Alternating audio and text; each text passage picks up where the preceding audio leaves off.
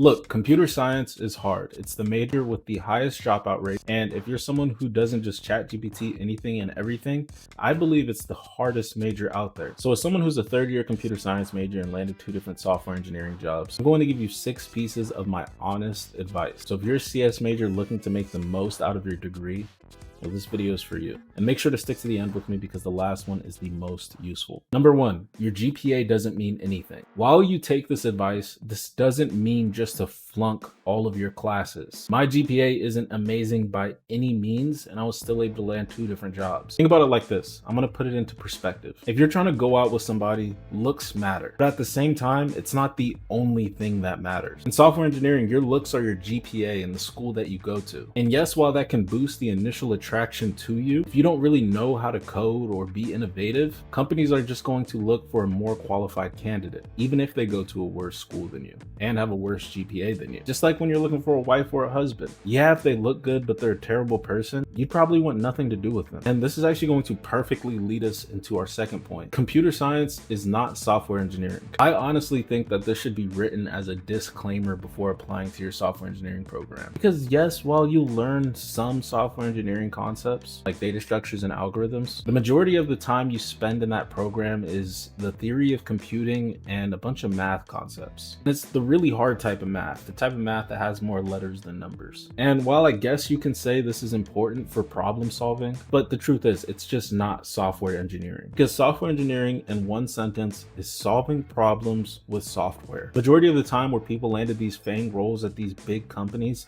they weren't playing the computer science game. They were playing the software engineering game. And to play the software engineering game, you need to be open to learning skills outside of your class curriculum.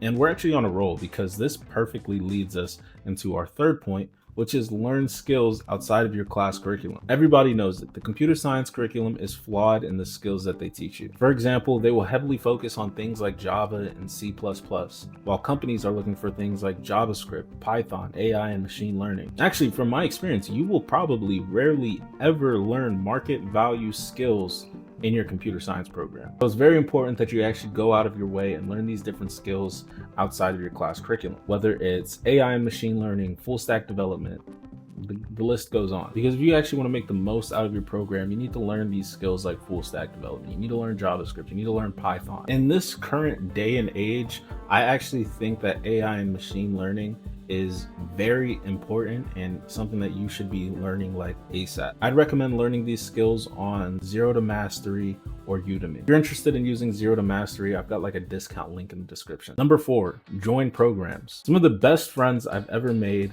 the smartest software engineers, and the people who have pushed me the most to be a better software engineer have been people that I met at these programs. Look, I'll keep this section relatively short, but the takeaway from this section is don't shy away from joining those school programs. Because the biggest advantage that computer science majors have against coding bootcamp graduates or self-taught learners is their access to networking opportunities. While yes, coding bootcamp graduates and self-learners can attend these hackathons, but it's not as easily accessible as if you're going to a university. So take advantage of your computer science degree and join these programs, network like your life depends on it, because like your degree does depend on your networking. Number 5, attend hackathons. Look, this one isn't required, but if you want to make the most out of your degree, it's definitely one of those things that you should definitely be open to going to, because those university parties are always going to be there. So skipping like 3 of those parties and actually doing something beneficial for your career, like attending a hackathon, has a much higher return on investment than any university party that you ever go to. This is something that I've just started doing, and I can promise you it is so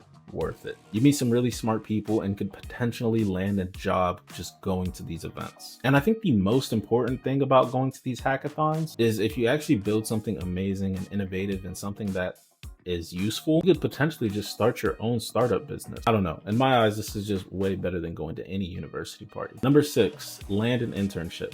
Look, this one is always important because if you want to get out of your software engineering degree with a job faster than most other people, landing these internships will be your best way to do that. And to land an internship in college, what you need to be doing is building projects and learning skills outside of your class curriculum. If you don't know what type of projects to build, I will leave like a link in the description of a Notion template where I shared some Chat GPT prompts that you can use to start up some projects. Yeah, you need to also just learn the skills outside of your class curriculum. That's going to have a very high return on investment for your career in general. And if you want more advice on landing a software engineering job, I created the Developer Accelerator. It is a full roadmap to landing your first software engineering job. I do mentorships on helping people land jobs. My client Karthika, she was very unconfident in her skills when in terms of landing a job. She had a master's degree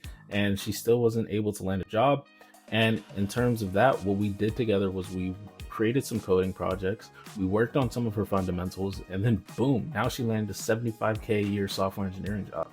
So if Karthik can do it, so can you. If you want the exact roadmap that we went through to assess where her skills are, to build those coding projects, to learn how to network, to grind leak code, you can get it in the description. It will be the Developer Accelerator. It'll be the first link at the top. But those are my 6 pieces of honest advice to help you land your first software engineering job. If you like this video, drop a like and comment where you're at with landing a software engineering job. As always, I'll be replying to all the comments.